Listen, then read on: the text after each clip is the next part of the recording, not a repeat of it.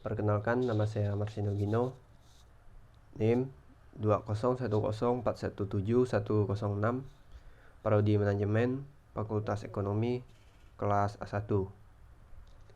Di sini saya akan menjelaskan tentang menganalisis pasar konsumen di bab 3. 3.1 Perilaku konsumen. Perilaku konsumen merupakan hal yang mendasari konsumen membuat keputusan pembelian. Kegiatan memikirkan, mempertimbangkan, dan menyatakan dan mempertanyakan barang sebelum membeli itu termasuk dalam perilaku konsumen. Beberapa definisi perilaku konsumen menurut para ahli disajikan sebagai berikut. Saya ambil 2 saja. Yang pertama, The American Marketing Association. Perilaku konsumen adalah sebuah proses membagi interaksi dinamis dari pengaruh dan kesadaran perilaku lingkungan saat seseorang melakukan pertukaran aspek kehidupannya. Yang kedua, Mowen. Perilaku konsumen merupakan aktivitas ketika seseorang mendapatkan, mengkonsumsi, atau membuang barang jasa pada saat proses pembelian. Yang 3.2 Faktor yang mempengaruhi perilaku konsumen. Yang pertama, ada faktor budaya, ada faktor sosial, faktor individu, dan faktor proses kunci psikologis konsumen.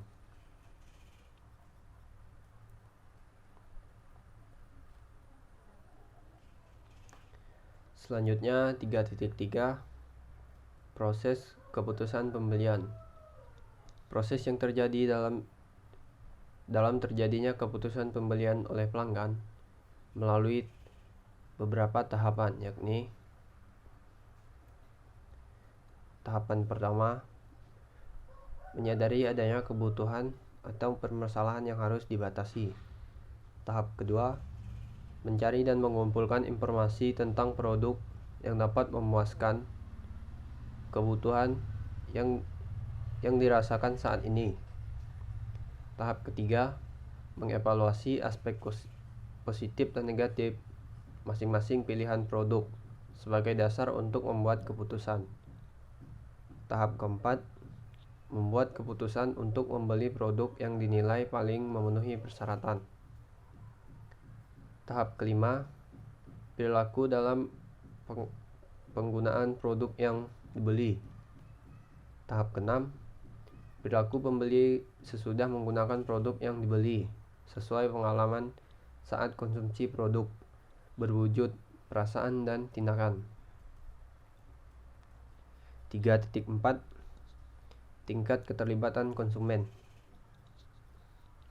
Tingkat keterlibatan konsumen adalah seberapa intens seseorang konsumen terlibat dalam respon stimulus pemasaran yang disebabkan oleh, yang pertama, menurut model tingkat elaborasi yang menjelaskan bahwa bagaimana konsumen membuat evaluasi baik untuk situasi keterlibatan yang lebih rendah atau tinggi.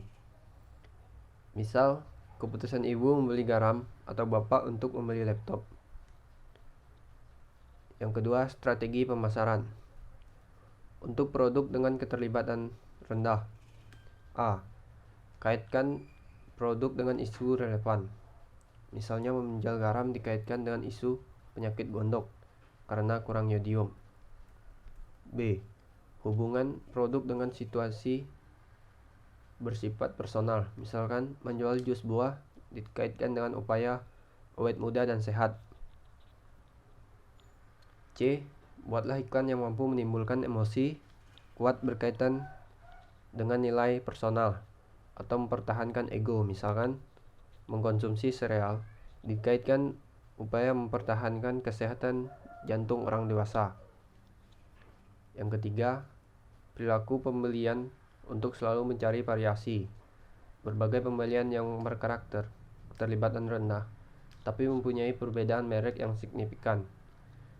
Seseorang bisa berkali-kali berganti merek produk cemilan tanpa berpikir panjang dan baru membuat penilaian saat mengkonsumsi cemilan tersebut.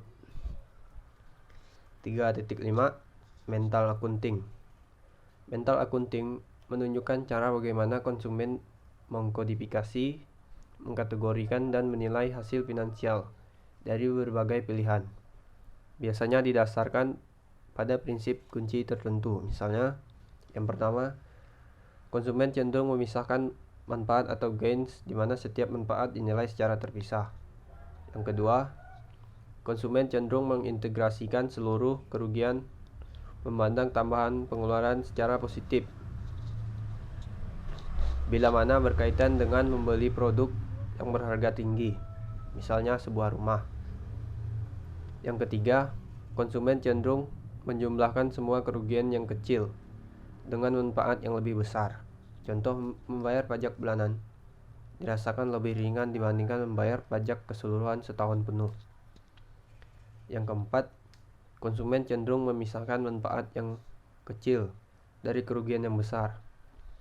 Misalnya, memperoleh potongan harga yang lebih tinggi sekaligus pada saat membeli sebuah mobil. Sekian ringkasan saya tentang bab 3, menganalisis pasar konsumen. Jika masih ada yang kurang atau yang salah, saya mohon maaf. Dan terima kasih telah menonton.